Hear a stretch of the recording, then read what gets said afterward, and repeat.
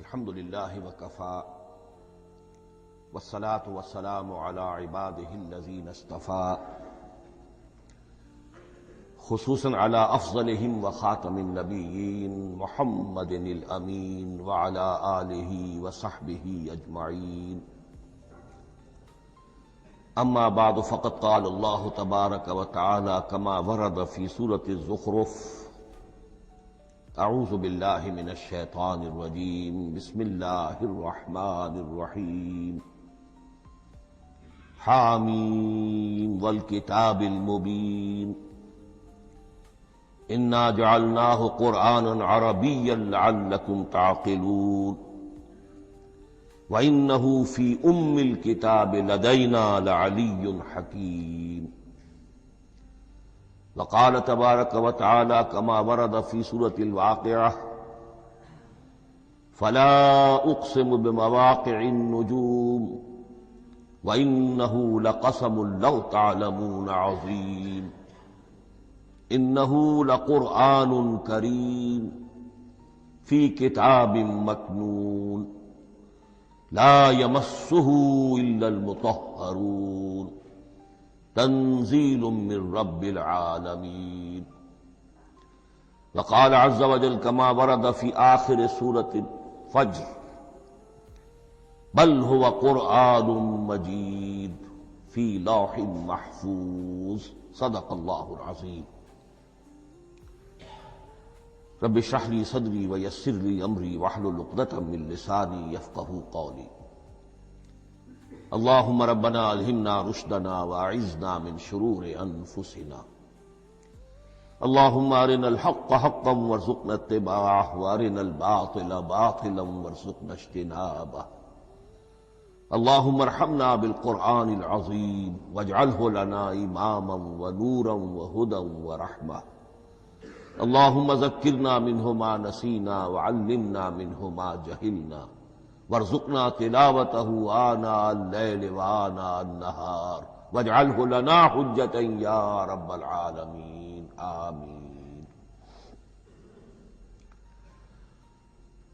آج شعبان معظم کی 28ویں شب ہے اور ہم ماہ رمضان مبارک کے دوران نماز تراویح کے ساتھ دورہ ترجمہ قرآن کی تمہید کے طور پر آج اور کل تعارف قرآن کے ضمن میں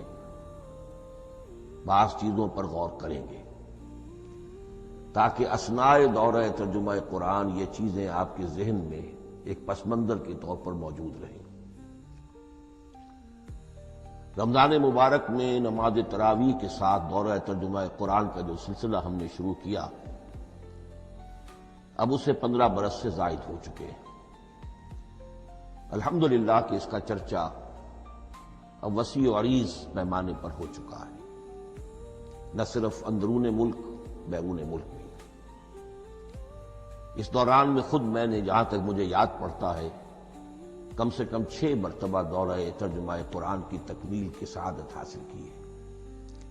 2 مرتبہ اس سے قبل کراچی میں، 3 مرتبہ لاہور میں، 1 مرتبہ ملتان میں، 1 مرتبہ ابوظہبی میں۔ اور اس سال جو میں اپنی اب ضعیفی اور اپنے علالت کے باوجود یہ ہمت کر رہا ہوں اس کا ایک خاص سبب ہے، اور وہ یہ کہ اللہ کے فضل و کرم سے بعض صورتیں ایسی پیدا ہوئیں کہ کیبل ٹی وی پر میرے ان دروس قرآن یا دورہ ترجمہ قرآن کے کیسٹ دکھائے گئے بھارت میں، اور وہیں سے یہ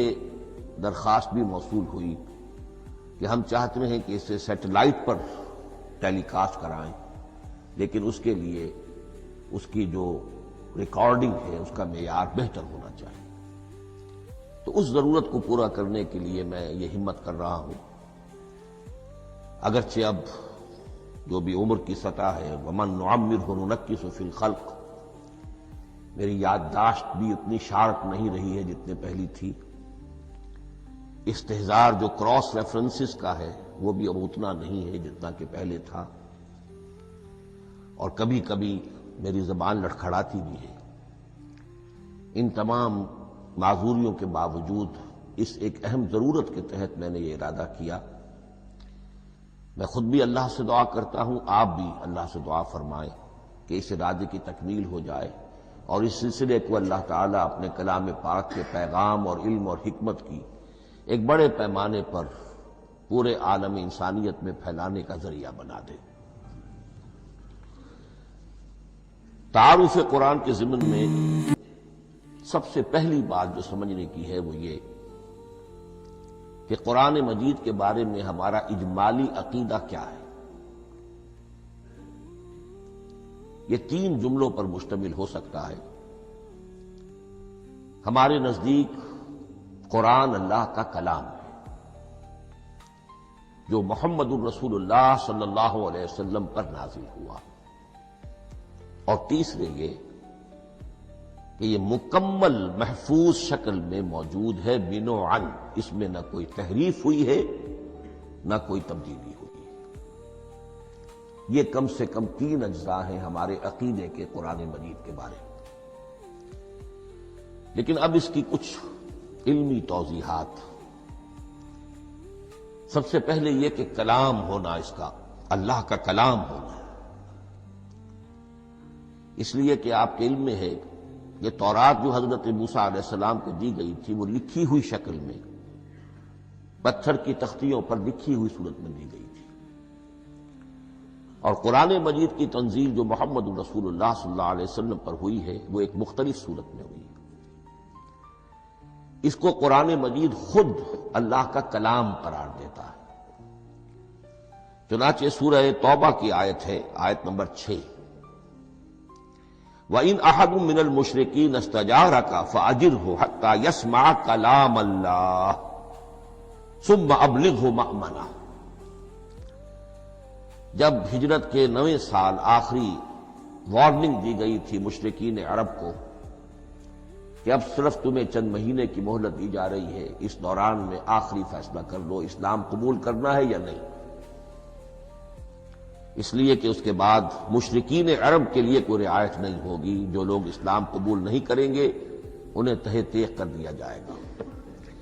فَإِذَا انْسَلَخَ الْأَشْهُرُ الْحُرُمُ فَاقْتُلُوا الْمُشْرِكِينَ حَيْثُ وَجَدتُّمُوهُمْ۔ جب یہ مہلت ختم ہو جائے تو ان مشرکین کا قتل عام کرو۔ اس کی وضاحت پھر جب سورہ توبہ ہم پڑھیں گے تو اس وقت یقیناً ذہن میں کچھ اشکالات آئیں گے، لیکن اس وقت اس ضمن میں تفصیلی بحث کا موقع نہیں۔ اب اس میں ایک استثناء رکھا گیا کہ ایک مشرک ہے وہ چاہتا ہے کہ اتنا بڑا چیلنج جو ہمیں دے دیا گیا تو ہمیں موقع دیا جائے کہ ہم آئیں، آپ کے پاس بیٹھیں، کچھ دن رہیں، اللہ کا کلام سنیں، آپ کیا بات منوانا چاہتے ہیں، اس کے لیے کیا دلائل ہیں، اس کو اچھی طرح سمجھیں، اس کا ہمیں موقع ہونا چاہیے۔ اس کے لیے یہ آیت نازل ہوئی کہ وَإِنْ أَحَدٌ مِّنَ الْمُشْرِكِينَ اسْتَجَارَكَ، اے نبی اگر ان مشرکین میں سے کوئی شخص آپ سے پناہ طلب کرے فَأَجِرْهُ، اسے پناہ دیجئے، حَتَّى يَسْمَعَ كَلَامَ اللَّهِ، یہاں تک کہ وہ اللہ کا کلام سن لے۔ ثُمَّ أَبْلِغْهُ مَأْمَنًا، پھر یہ بھی نہیں کہ اسی وقت اسے کہا جائے کہ تم مانتے ہو یا نہیں مانتے، نہیں، پھر اسے اس کے امن کے مقام پر پہنچا دو۔ یہ جو آیت ہے اس میں لفظ کلیئر آ گیا کہ قرآن مجید اللہ کا